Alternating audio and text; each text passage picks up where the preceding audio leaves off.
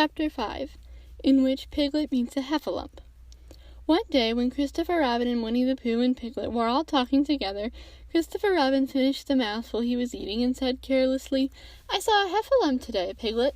"What was it doing?" asked Piglet. "Just lumping along," said Christopher Robin. "I don't think it saw me." "I saw one once," said Piglet. "At least, I think I did," he said, "only perhaps it wasn't." "So did I," said Pooh, wondering what a Heffalump was like. "You don't often see them," said Christopher Robin carelessly. "Not now," said Piglet. "Not at this time of year," said Pooh. Then they all talked about something else until it was time for Pooh and Piglet to go home together. At first, as they stumped along the path which edged the 100-acre wood, they didn't say much to each other.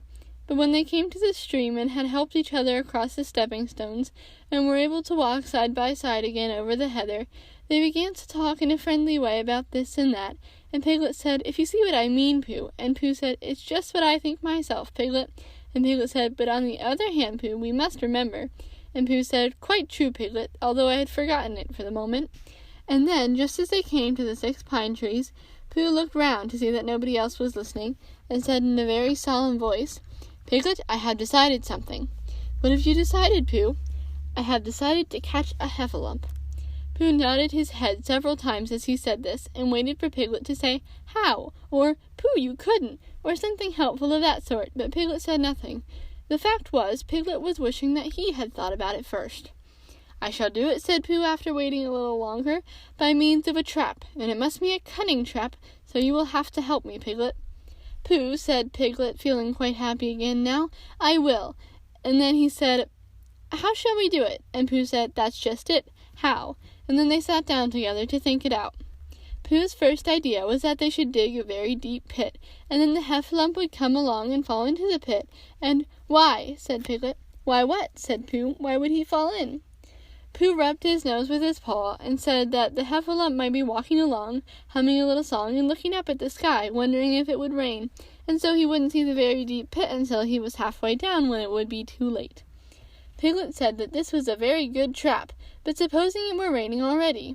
Pooh rubbed his nose again, and said that he hadn't thought of that, and then he brightened up, and said that if it were raining already, the Heffalump would be looking up at the sky, wondering if it would clear up, and so he wouldn't see the very deep pit until he was halfway down, when it would be too late. Piglet said that, now at this point had been explained, he thought it was a cunning trap. Pooh was very proud when he heard this, and he felt that the Heffalump was as good as caught already.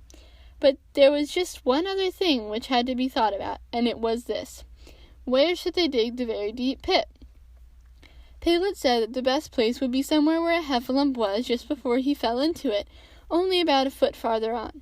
"But then he would see us digging it," said Pooh. "Not if he was looking at the sky." "He would suspect," said Pooh, "if he happened to look down." He thought for a long time, and then added sadly, "It isn't as easy as I thought. I suppose that's why Heffalumps hardly ever get caught." "That must be it," said Piglet. They sighed and got up, and when they had taken a few gorse prickles out of themselves, they sat down again, and all the time Pooh was saying to himself, "If only I could think of something," for he felt sure that a very clever brain could catch a Heffalump, if only he knew the right way to go about it. "Suppose," he said to Piglet, "you wanted to catch me, how would you do it?" "Well," said Piglet, "I should do it like this. I should make a trap, and I should put a jar of honey in the trap, and you would smell it, and you would go in after it, and I would go in after it," said Pooh excitedly, "only very carefully, so as not to hurt myself, and I would get to the jar of honey, and I should look round the edges first of all, pretending that there wasn't any more, you know, and then I should walk away and think about it a little, and then I should come back and start looking in the middle of the jar, and then, yes, well, never mind about that, there you would be, and there I should catch you. Now the first thing to think of is, what do Heffalumps like? I should think acorns, shouldn't you? We'll get a lot of— I say, wake up, Pooh!" Pooh, who had gone into a happy dream, woke up with a start, and said that honey was a much more trappy thing than acorns. Piglet didn't think so, and they were just going to argue about it, when Piglet remembered that if they put acorns into the trap, he would have to find the acorns, but if they put honey, then Pooh would have to give up some of his own honey. So he said, "All right, honey then," just as Pooh remembered it too, and was going to say, "All right, acorns." "Honey," said Piglet to himself in a thoughtful way, as if it were now settled. "I'll dig the pit while you go and get the honey." "Very well," said Pooh, and he stumped off. As soon as he got home, he went to the larder, and he stood on a chair and took down a very large jar of honey from the top shelf. It had honey written on it, but just to make sure, he took off the paper cover and looked at it, and it looked just like honey. "But you can never tell," said Pooh. "I remember my uncle saying once that he had seen cheese just this color." So he put his tongue in and took a large lick. "Yes," he said, "it is, no doubt about that. And honey, I should say, right down to the bottom of the jar. Unless, of course," he said, "somebody put cheese in at the bottom just for a joke. Perhaps I had better go a little further, just in case Heffalumps don't like cheese, same as me. Ah," and he gave a deep sigh, "I was right. It is honey, right the way down." Having made certain of this, he took the jar back to Piglet, and Piglet looked up from the bottom of his very deep pit and said, "Got it?"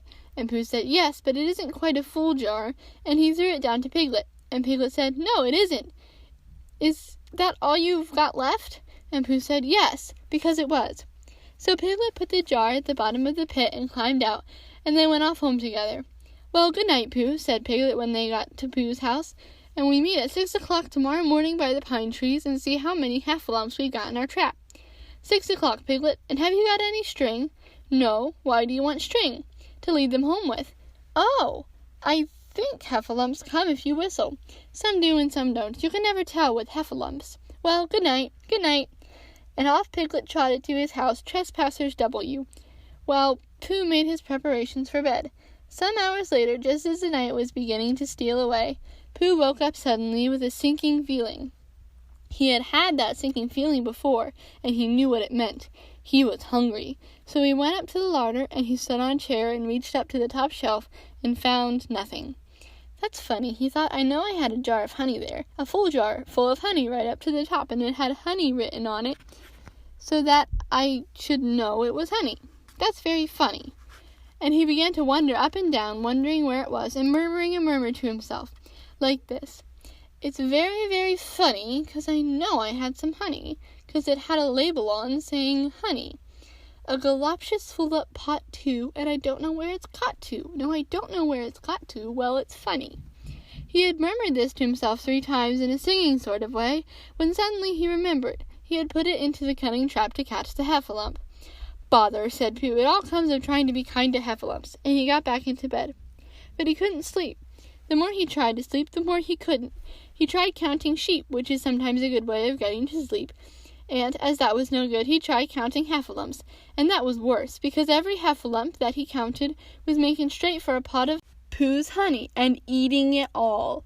For some minutes he lay there miserably, but when the 587th Heffalump was licking its jaws and saying to itself, "Very good honey this, I don't know when I've tasted better," Pooh could bear it no longer. He jumped out of bed, and he ran out of the house, and he ran straight to the 6 pine trees. The sun was still in bed, but there was a lightness in the sky over the 100-acre wood, which seemed to show that it was waking up and would soon be kicking off the clothes. In the half-light of the pine trees looked cold and lonely, and the very deep pit seemed deeper than it was, and Pooh's jar of honey at the bottom was something mysterious, a shape and no more.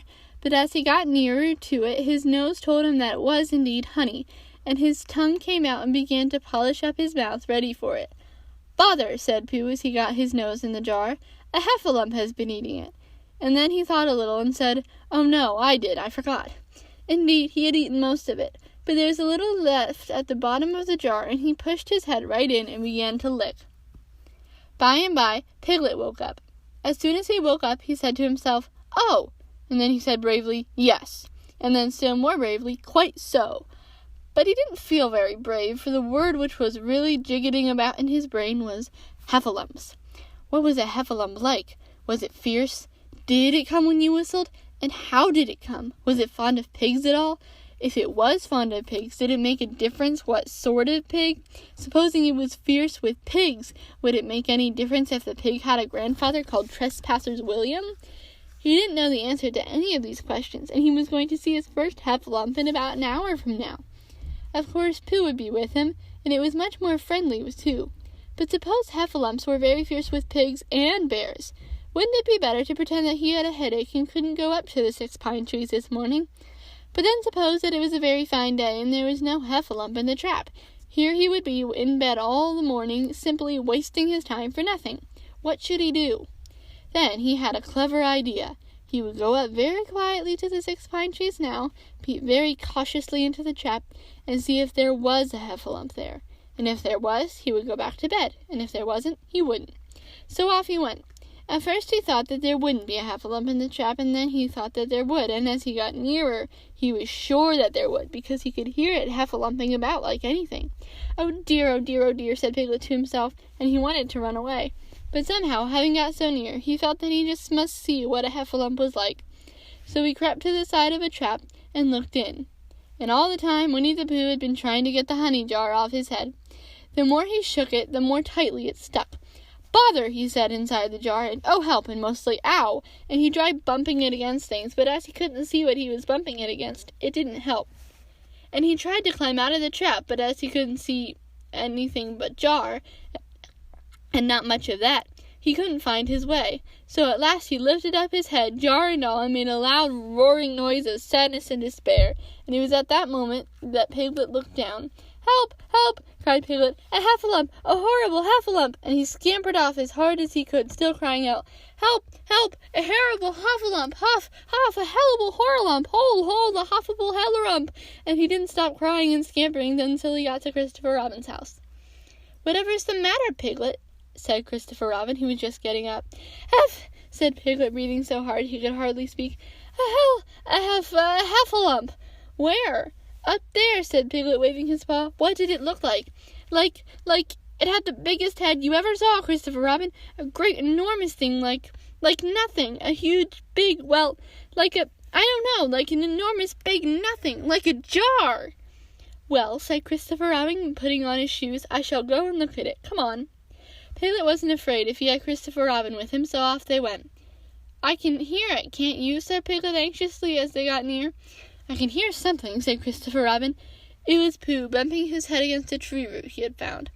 "There," said Piglet, "isn't it awful?" And he held on tight to Christopher Robin's hand. Suddenly, Christopher Robin began to laugh, and he laughed, and he laughed, and he laughed. And while he was still laughing, crash went the heffalump's head against the tree root, smash went the jar, and out came Pooh's head again. Then Piglet saw what a foolish piglet he had been, and he was so ashamed of himself that he ran straight off home and went to bed with a headache. But Christopher Robin and Pooh went home to breakfast together. "Oh, Bear," said Christopher Robin, "how I do love you." "So do I," said Pooh. Chapter 6, in which Eeyore has a birthday and gets 2 presents. Eeyore, the old gray donkey, stood by the side of his stream and looked at himself in the water. "Pathetic," he said, "that's what it is, pathetic." He turned and walked slowly down the stream for 20 yards, splashed across it, and walked slowly back on the other side. Then he looked at himself in the water again. "As I thought," he said, "no better from this side. But nobody minds, nobody cares. Pathetic, that's what it is." There was a crackling noise in the bracken behind him, and out came Pooh. "Good morning, Eeyore," said Pooh. "Good morning, Pooh Bear," said Eeyore gloomily. "If it is a good morning," he said, "which I doubt," said he. "Why, what's the matter?" "Nothing, Pooh Bear, nothing. We can't all, and some of us don't. That's all there is to it."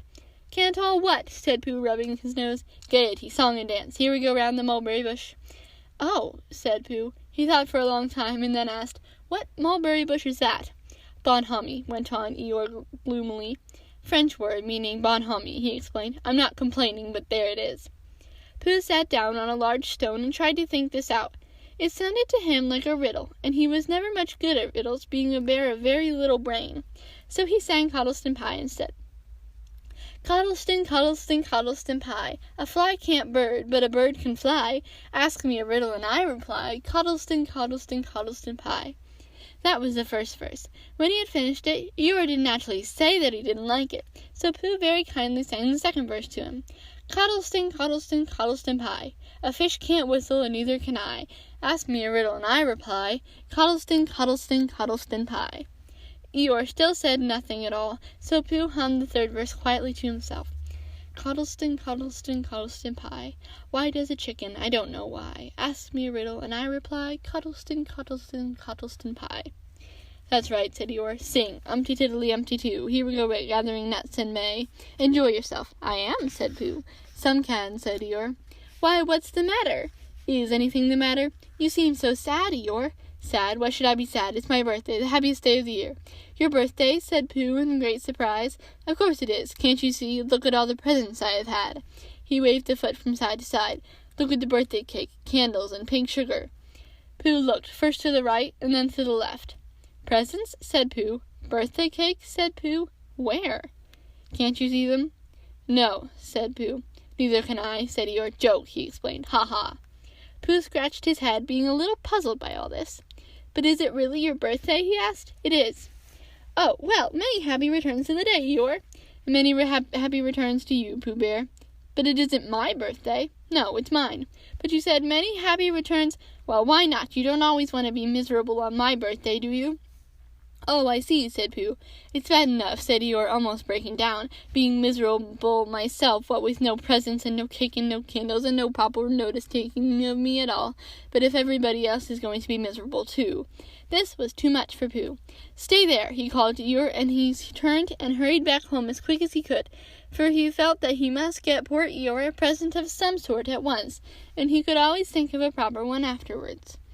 Outside his house, he found Piglet jumping up and down, trying to reach the knocker. "Hello, Piglet," he said. "Hello, Pooh," said Piglet. "What are you trying to do?"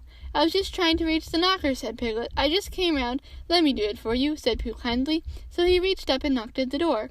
"I've just seen Eeyore," he said.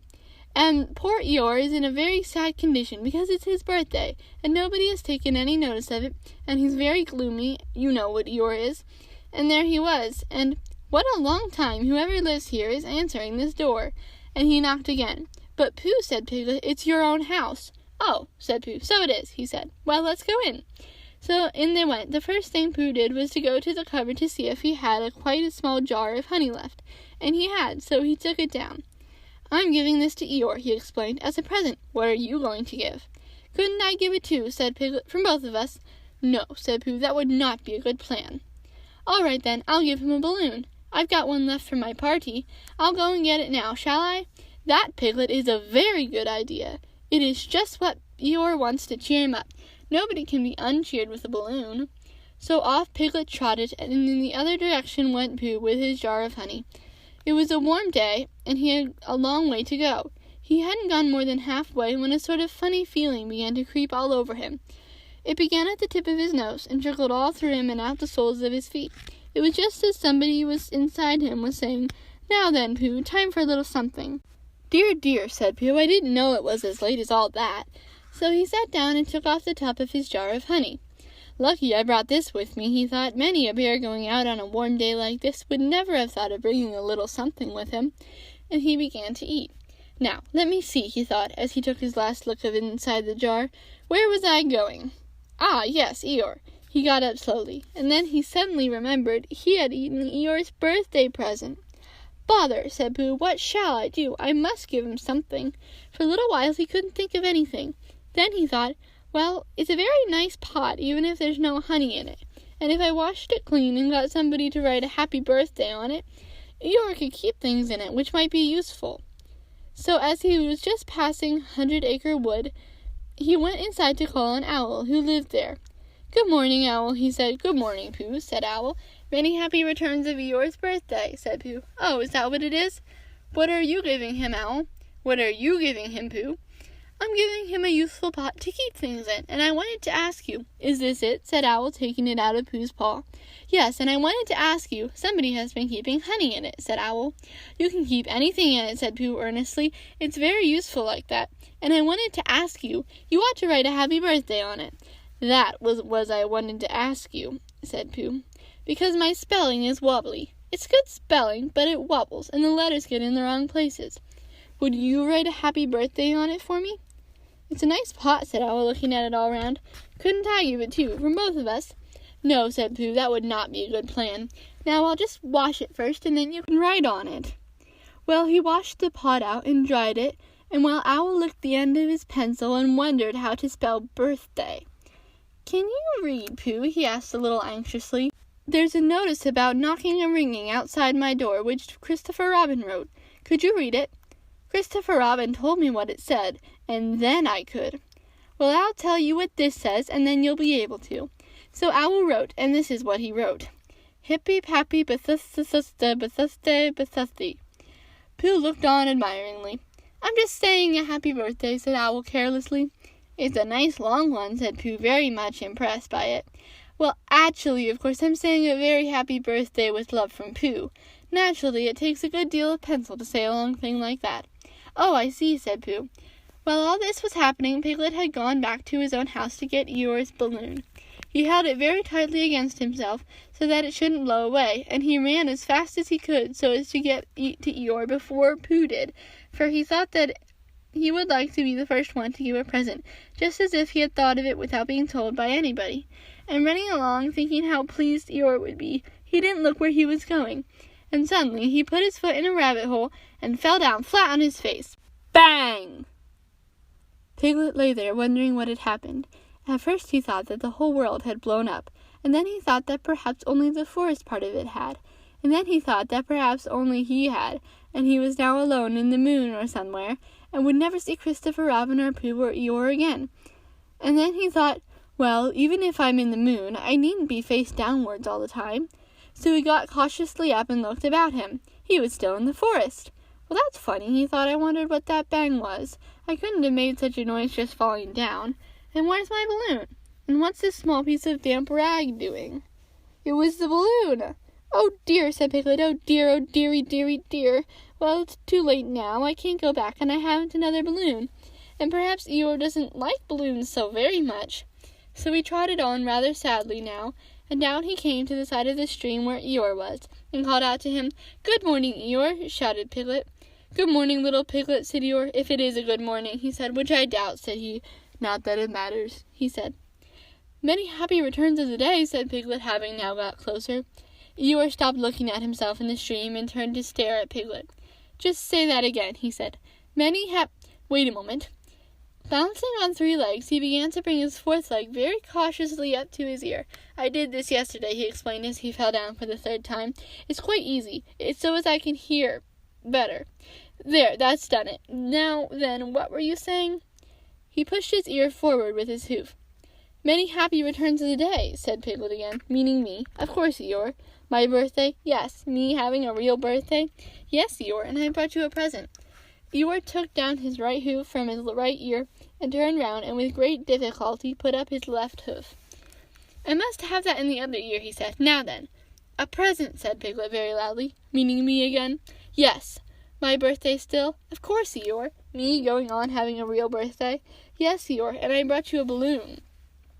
Balloon, said Eeyore. Did you say a balloon? One of those big colored things that you blow up. Gaiety, song and dance, here we are and there we are? Yes, but I'm very sorry, Eeyore, but when I was running along to bring it to you, I fell down. Dear, how unlucky. You ran too fast, I expect. You didn't hurt yourself, little Piglet. No, but oh, Eeyore, I burst the balloon. There was a very long silence. My balloon, said Eeyore at last. Piglet nodded. My birthday balloon? Yes, Eeyore, said Piglet, sniffing a little. Here it is, with many happy returns of the day. And he gave Eeyore the small piece of damp rag. Is this it? Said Eeyore, a little surprised. Piglet nodded. My present? Piglet nodded again. The balloon? Yes. Thank you, Piglet, said Eeyore. You don't mind my asking, he went on, but what color was this balloon when it was a balloon? Red. I just wondered. Red, he murmured to himself. My favorite color. How big was it? About as big as me. I just wondered. About as big as Piglet, he said to himself sadly. My favorite size. Well. Piglet felt very miserable and didn't know what to say. He was still opening his mouth and beginning to say something, and then deciding that it wasn't any good saying that, when he heard a shout from the other side of the river, and there was Pooh. Many happy returns of the day, called out Pooh, forgetting that he had said it already. Thank you, Pooh, I'm having them, said Eeyore gloomily. I brought you a little present, said Pooh excitedly. I've had it, said Eeyore. Pooh had now splashed across the stream to Eeyore, and Piglet was sitting a little way off, his head in his paws, snuffling to himself. It's a useful pot, said Pooh. Here it is, and it's got a very happy birthday with love from Pooh written on it. That's what all the writing is. And it's for putting things in. There. When Eeyore saw the pot, he became quite excited. Why, he said, I believe my balloon will just go into that pot. Oh, no, Eeyore, said Pooh. Balloons are much too big to go into pots. What you do with a balloon is you hold the balloon. Not mine, said Eeyore proudly. Look, Piglet. And as Piglet looked sorrowfully round, Eeyore picked up the balloon with his teeth and placed it carefully in the pot, picked it out and put it on the ground, and then picked it up again and put it carefully back. "So it does," said Pooh. "It goes in." "So it does," said Piglet, "and it comes out." "Doesn't it?" said Eeyore. "It goes in and out like anything." "I'm very glad," said Pooh happily, "that I thought of giving you a useful pot to put things in." "And I'm very glad," said Piglet happily, "that I thought of giving you something to put in a useful pot." But Eeyore wasn't listening. He was taking the balloon out and putting it back again, as happy as could be. "Didn't I give him anything?" asked Christopher Robin sadly. "Of course you did," I said. "You gave him, don't you remember, I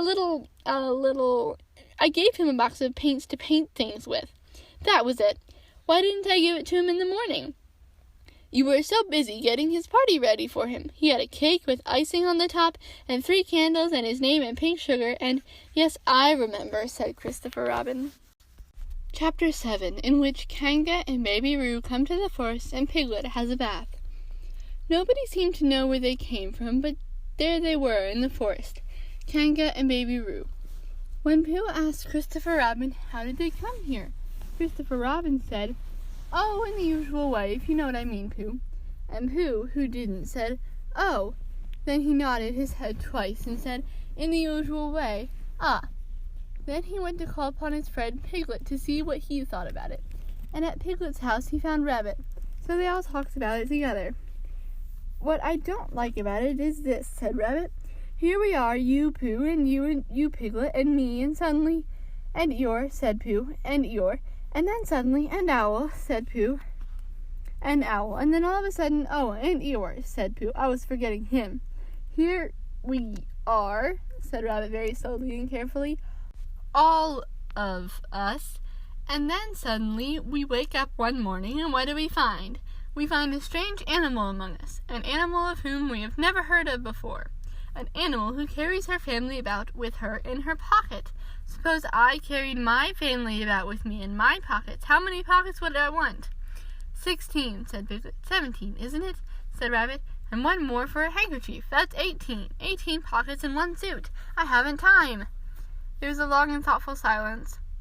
And then Pooh, who had been frowning very hard for some minutes, said, "I make it 15. "What?" said Rabbit. 15. 15 what? Your family. What about them?" Pooh rubbed his nose and said that he thought Rabbit had been talking about his family. "Did I?" said Rabbit carelessly. "Yes, you said—" "Never mind, Pooh," said Piglet impatiently. "The question is, what are we going to do about Kanga?" "Oh, I see," said Pooh. "The best way," said Rabbit, "would be this. The best way would be to steal Baby Roo and hide him. And then when Kanga says, 'Where's Baby Roo?' we say, 'Aha!'" "Aha," said Pooh, practicing. "Aha! Aha!" Of course, he went on, we could say aha even if we hadn't stolen Baby Roo. "Pooh," said Rabbit kindly, "you haven't any brain." "I know," said Pooh humbly. "We say aha so that Kanga knows we know where Baby Roo is. Aha means, we'll tell you where Baby Roo is if you promise to go away from the forest and never come back. Now don't talk while I think." Pooh went into a corner and tried saying aha in that sort of voice. Sometimes it seemed to him that it did mean what Rabbit said, and sometimes it seemed to him that it didn't. "I suppose it's just practice," he thought. "I wonder if Kanga will have to practice too, so as to understand it." "There's just one thing," said Piglet, fidgeting a bit. "I was talking to Christopher Robin, and he said that Kanga was generally regarded as one of the fiercer animals. I am not frightened of fiercer animals in the ordinary way, but it is well known that if one of the fiercer animals is deprived of its young, it becomes as fierce as 2 of the fiercer animals, in which case, aha is perhaps a foolish thing to say." "Piglet," said Rabbit, taking out a pencil and licking the end of it, "you haven't any pluck." "It is hard to be brave," said Piglet, sniffing slightly, "when you're only a very small animal."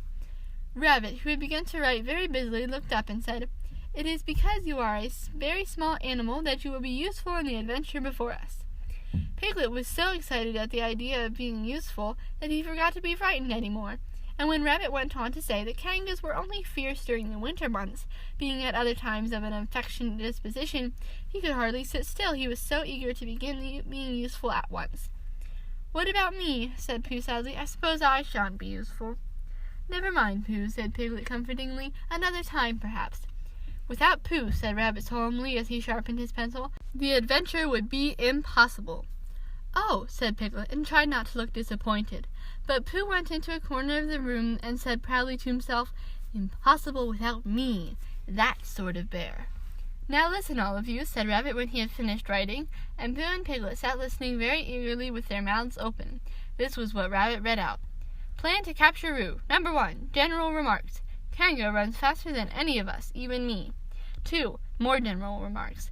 Kanga never takes her eye off Baby Roo, except when he's safely buttoned up in her pocket. Number 3, therefore, if we are to capture Baby Roo, we must get a long start, because Kanga runs faster than any of us, even me. See number 1. Number 4, a thought. If Roo had jumped out of Kanga's pocket and Piglet had jumped in, Kanga wouldn't know the difference, because Piglet is a very small animal. Number 5, like Roo.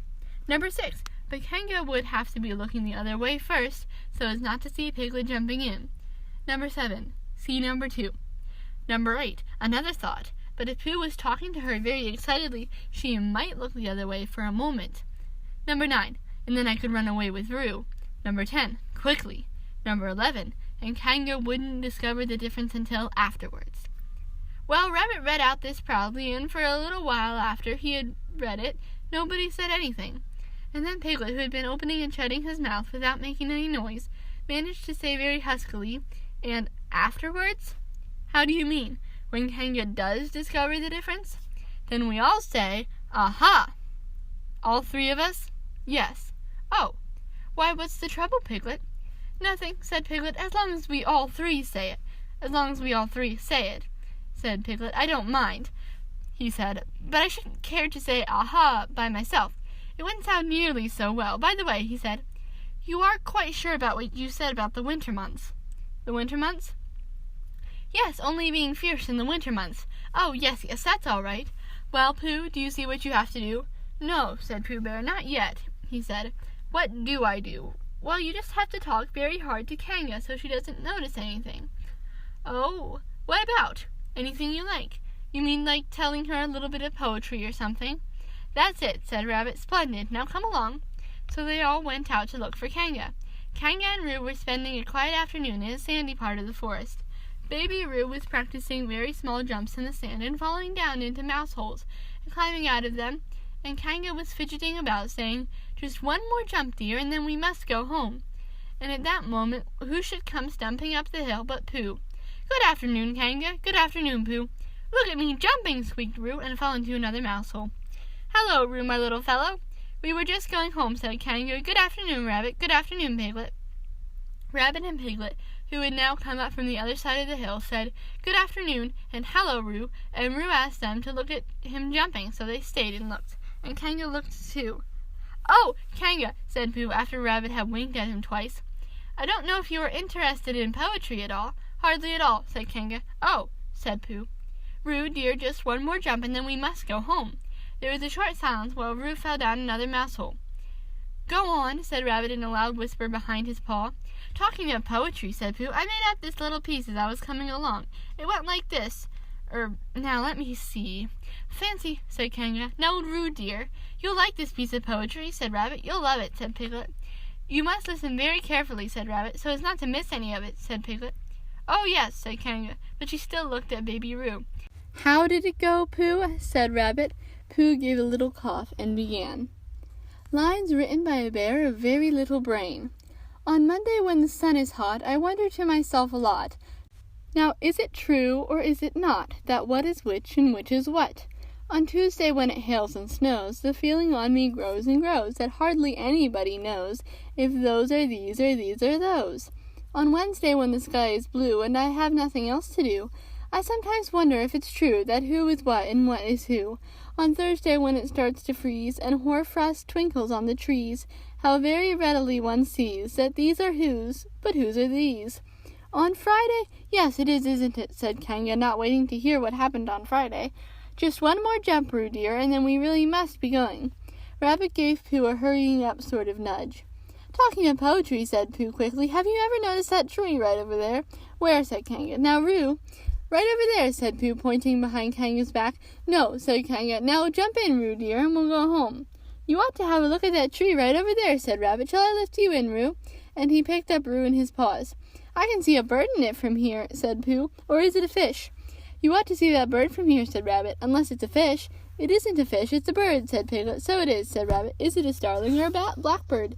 said Pooh. "That's the whole question," said Rabbit. "Is it a blackbird or a starling?" And then at last Kanga did turn her head to look. And the moment that her head was turned, Rabbit said in a loud voice, "In you go, Roo!" And in jumped Piglet into Kanga's pocket, and off scampered Rabbit with Roo in his paws as fast as he could. "Why, where's Rabbit?" said Kanga, turning round again. "Are you all right, Roo, dear?" Piglet made a squeaky Roo noise from the bottom of Kanga's pocket. "Rabbit had to go away," said Pooh. "I think he thought of something he had to go and see about suddenly." "And Piglet?" "I think Piglet thought of something at the same time, suddenly." "Well, we must be getting home," said Kanga. "Goodbye, Pooh." And in 3 large jumps she was gone. Pooh looked after her as she went. "I wish I could jump like that," he thought. "Some can and some can't. That's how it is." But there were moments when Piglet wished that Kanga couldn't. Often, when he had had a long walk home through the forest, he had wished that he were a bird. But now he thought jerkily to himself at the bottom of Kanga's pocket, "If this is flying, I shall never really take to it." And as he went up in the air, he said, "Ooh!" And as he came down, he said, "Ow!" And he was saying, "Ooh, ow! Ooh, ow! Ooh, ow!" all the way to Kanga's house. Of course, as soon as Kanga unbuttoned her pocket, she saw what had happened. Just for a moment she thought she was frightened, and then she knew she wasn't, for she felt quite sure that Christopher Robin would never let any harm happen to Roo. So she said to herself, "If they are having a joke with me, I will have a joke with them." "Now then, Roo dear," she said as she took Piglet out of her pocket, "bedtime." "Aha!" said Piglet, as well as he could after his terrifying journey.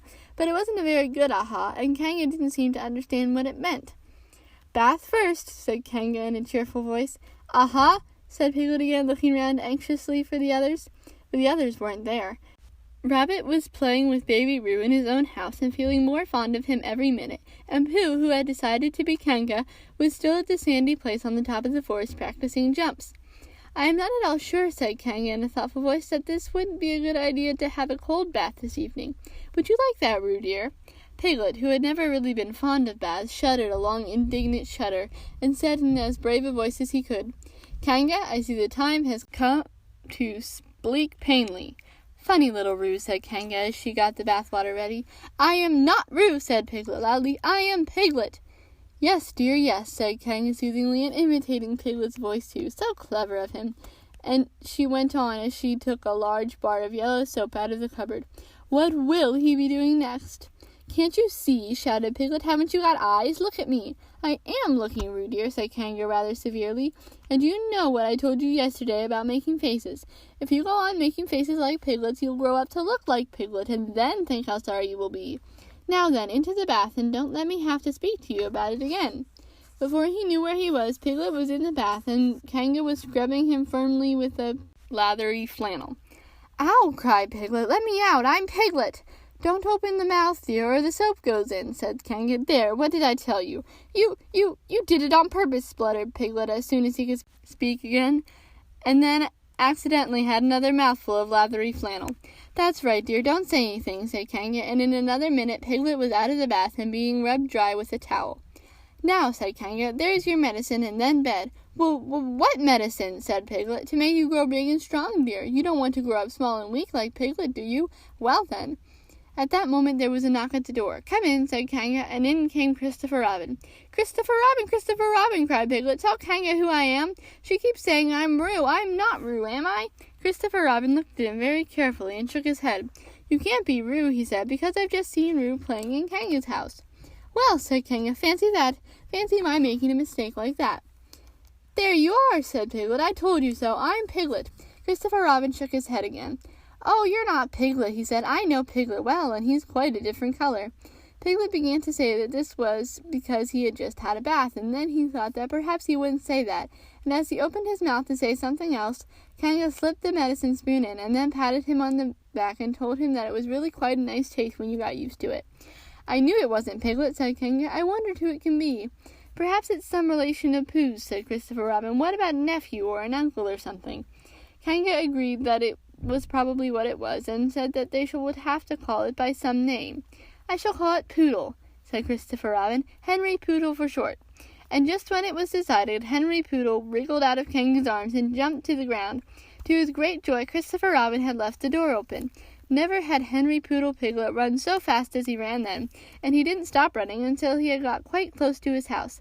But when he was 100 yards away, he stopped running and rolled the rest of the way home, so as to get his own nice comfortable color again.